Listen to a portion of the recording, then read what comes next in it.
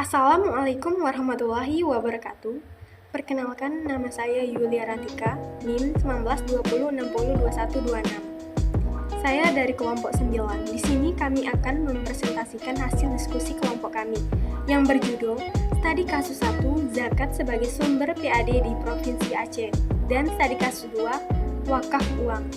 Di sini saya akan membahas tentang Studi Kasus 1, Zakat sebagai sumber PAD di Provinsi Aceh. Amil zakat resmi yang dibentuk pemerintah Aceh sebagai lembaga non-struktural dan bersifat independen, yang relatif berbeda dengan lembaga zakat pemerintah di daerah lain dan di seluruh Indonesia. Ketentuan zakat sebagai salah satu penerimaan PAD diatur dalam pasal 180 ayat 1 huruf D Undang-Undang Nomor 11 Tahun 2006 tentang Pemerintahan Aceh, menyebutkan zakat sebagai salah satu sumber PAD Aceh dan PAD Kabupaten, sehingga pasal 191 menentukan bahwa zakat, harta wakaf, dan harta agama dikelola oleh Baitul Mal Aceh dan Baitul Mal Kabupaten yang diatur lebih lanjut dengan Qanun. Sejauh ini, pemerintah belum mengatur derivasinya secara komprehensif, sehingga masih ada sejumlah masalah dalam mekanisme pengelolaannya. Berdasarkan studi kasus di atas, ada dua pertanyaan. Yang pertama, bagaimana pendapat Anda terkait zakat sebagai sumber pendapatan daerah? Dan yang kedua, apakah dengan menjadikan zakat sebagai sumber pendapatan daerah, menjadikan pembangunan daerah tersebut lebih baik dibandingkan daerah lain? Jawaban yang pertama, pendapatan asli daerah atau PAD bersumber dari zakat memiliki potensi besar untuk dimanfaatkan oleh daerah jika dikelola secara baik dan optimal. Sumber fiskal baru ini dapat membantu menyelesaikan permasalahan daerah seperti kemiskinan dan pengangguran. Studi ini bertujuan melihat secara konkret bagaimana pengelolaan zakat sebagai PAD dan berusaha mengeksplorasi faktor apa saja yang menjadi kendala pengelolaan zakat sebagai PAD oleh Baitul Mal Aceh berdasarkan Qanun Nomor 10 Tahun 2018.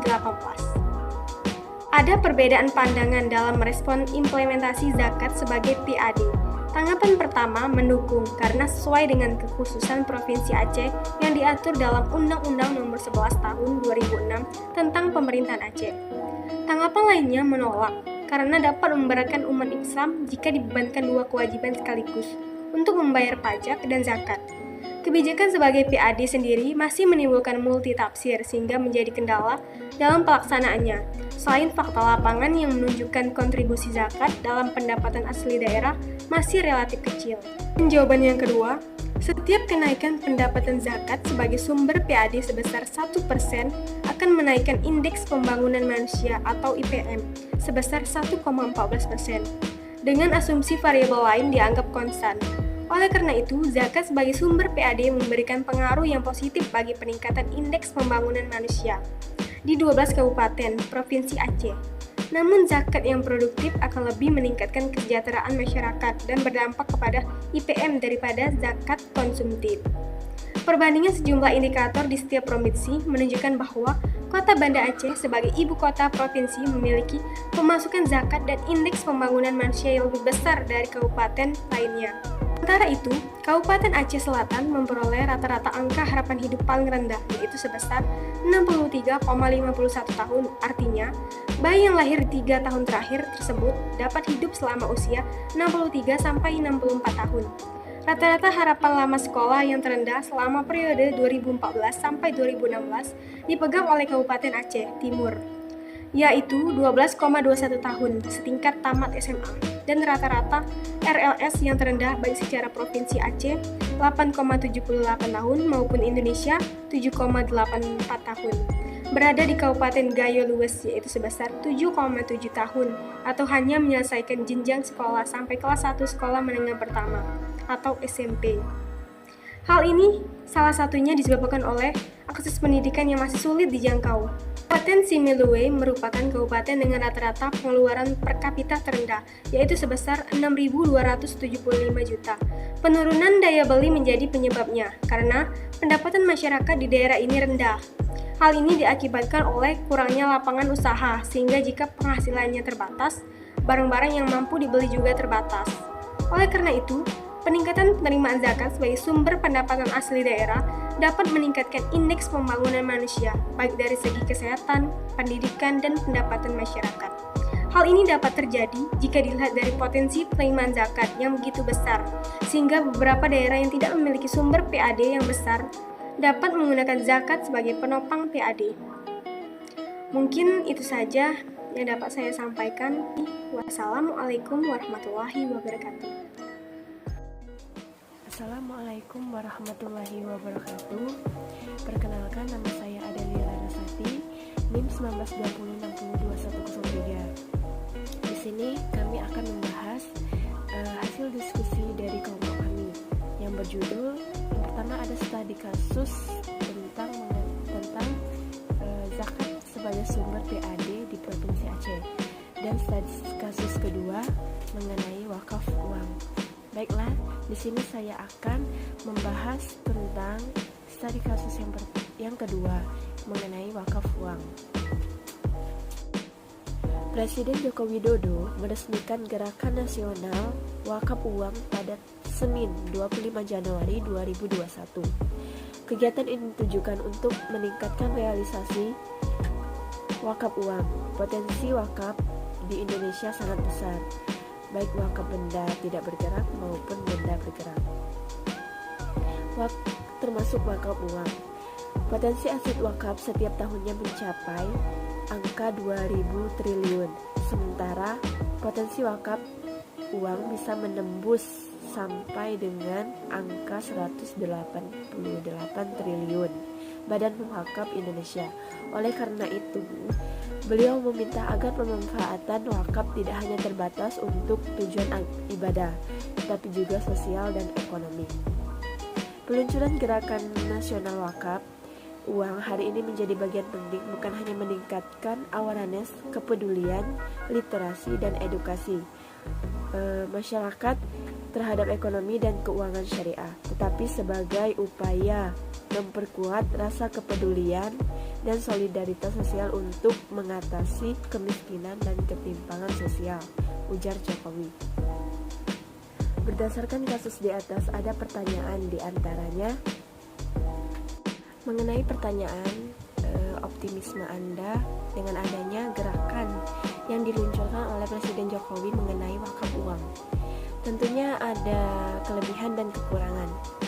Menurut saya, kelebihan dari adanya wakaf uang bisa menjadi solusi untuk mensejahterakan umat yang mengalami krisis pada masa pandemi.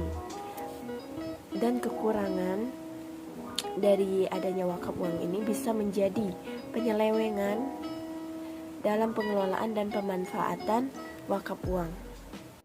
Ada beberapa pertanyaan nih, misalkan apa perbedaan wakaf uang dan wakaf lainnya? Sebenarnya secara prinsipil, wakaf uang dan wakaf lainnya itu sama saja secara fikih. Seperti dalam wakaf itu ada unsur pewakaf atau wakif, pemegang amanah wakaf atau nazir, benda wakaf atau mauquf, penerima manfaat wakaf atau mauquf alai, dan ikrar wakaf atau akad wakaf. Hanya saja dalam hal menjadi nazir wakaf, ada perbedaan antara wakaf uang dengan wakaf non-uang. Syarat nazir dalam wakaf uang lebih ketat lagi, tidak bisa individual dan sembarangan. Jika nazir wakaf selain uang bisa perorangan, yayasan, ataupun ormas, nazir wakaf uang harus lembaga wakaf formal, berbadan hukum, dan mempunyai keahlian dan reputasi yang baik dalam pengelolaan keuangan berdasarkan syariah. Karena itu, nazir wakaf uang juga harus mendapat rekomendasi dari lembaga keuangan syariah yang mempunyai lisensi. Begitu juga dalam penggunaan dan memfungsikan, tidak bisa secara otomatis dan oleh nazir didistribusikan kepada penerima manfaat wakaf atau mauquf alaih. Pertanyaan kedua, mengapa terjadi gap yang cukup besar antara realisasi wakaf uang di Indonesia? Di Indonesia menyimpan potensi wakaf yang besar, tapi potensi itu belum dikelola dan dimanfaatkan secara optimal. Menurut data Departemen Agama hingga Maret 2008, Aset wakaf yang berupa tanah berjumlah Rp363.272. Lokasi dengan luas mencapai Rp2.745.561.8 meter kubik. Tanah wakaf tersebut sebagian besar baru dimanfaatkan untuk pendirian masjid, panti asuhan, sarana pendidikan, dan kuburan, dan hanya sebagian kecil yang dikelola secara produktif. Hal ini diperkuat dengan hasil penelitian Pusat Bahasa dan Budaya atau PBB UIN Syarif Hidayatullah Jakarta, menunjukkan bahwa harta wakaf lebih banyak bersifat diam 77% daripada yang menghasilkan atau produktif 23%.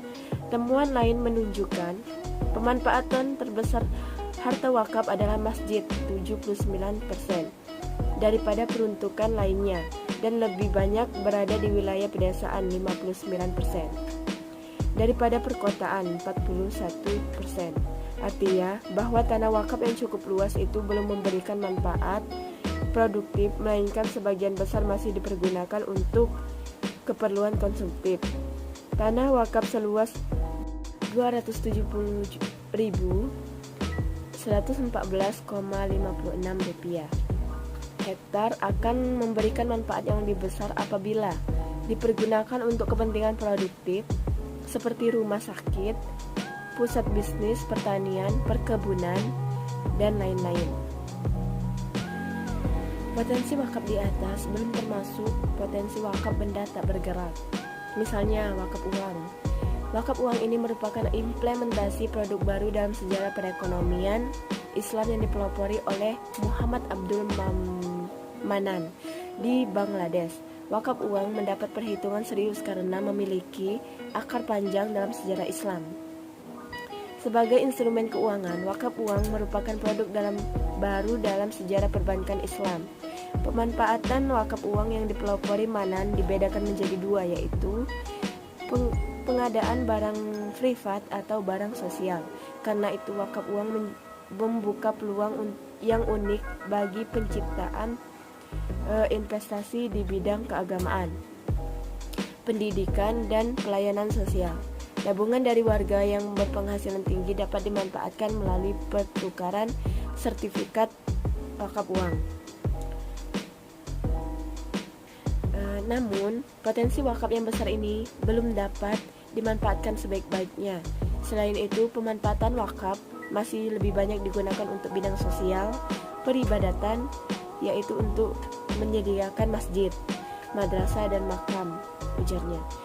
Dengan diresmikannya Gerakan Nasional Wakaf Uang, menurut pendapat dari Ma'ruf Amin, pengelolaan wakaf di tanah air akan dibenahi, terutama untuk wakaf benda bergerak. Pembenahan tata kelola ini diinisiasi oleh KNEKS dan Badan Wakaf Indonesia atau BWI. Pembenahan tata kelola pemangku kepentingan wakaf benda bergerak dalam kesempatan ini dimulai dengan pembenahan tata kelola wakaf uang sebagai salah satu bentuk wakaf produktif. Baiklah, itu saja yang bisa saya sampaikan. Lebih dan kurangnya saya mohon maaf. Kepada Allah saya mohon ampun. Billahi taufiq wal hidayah. Wassalamualaikum warahmatullahi wabarakatuh. Assalamualaikum warahmatullahi wabarakatuh. Perkenalkan, nama saya Naura Rahmawati Dayaputami dengan NIM 1920602105. Di sini saya akan melanjutkan hasil diskusi kami tentang studi kasus wakaf uang. Sementara pada kesempatan yang sama, pada Wakil Presiden Ma'ruf Amin menyebutkan bahwa perencanaan Gerakan Nasional Wakaf Uang menandai dimulainya transformasi pelaksanaan wakaf yang lebih luas dan modern sesuai bunyinya pada Undang-Undang Nomor 41 Tahun 2004. Harta benda wakaf diperluas tidak hanya benda tidak bergerak seperti tanah dan bangunan, tetapi juga meliputi benda bergerak berupa uang dan benda bergerak selain uang, seperti kendaraan mesin, logam mulia, dan surat berharga syariah. Namun, potensi wakaf yang besar ini belum dapat dimanfaatkan dengan sebaik-baiknya, Selain itu, pemanfaatan wakaf masih lebih banyak digunakan untuk bidang sosial peribadatan, yaitu untuk penyediaan masjid, madrasah, dan makam. Dengan diresmikannya Gerakan Nasional Wakaf Uang, pengelolaan wakaf di tanah air akan dibenahi, terutama untuk wakaf benda bergerak. Pembenahan tata kelola ini diinisiasi oleh KNEKS dan Badan Wakaf Indonesia yang sering kita singkat dengan BWI. Baiklah, di sini saya akan menjawab pertanyaan dari studi kasus tentang bagaimana implikasi praktek wakaf uang yang selama ini ada di Indonesia dibanding dengan negara lain. Seperti yang kita ketahui, Indonesia merupakan negara berpendudukan Islam terbesar di dunia. Oleh karena itu, jumlah penduduk Muslim yang besar merupakan salah satu potensi yang dapat dimanfaatkan untuk menerapkan peran wakaf demi menciptakan keadilan sosial. Pada perkembangannya, wakaf kini telah mengakar dalam kehidupan masyarakat Islam dan menjadi penunjang utama dalam kehidupan. Hal ini bisa dilihat bahwa hampir semua rumah ibadah, perguruan Islam, dan lembaga-lembaga keagamaan Islam dibangun di atas tanah wakaf.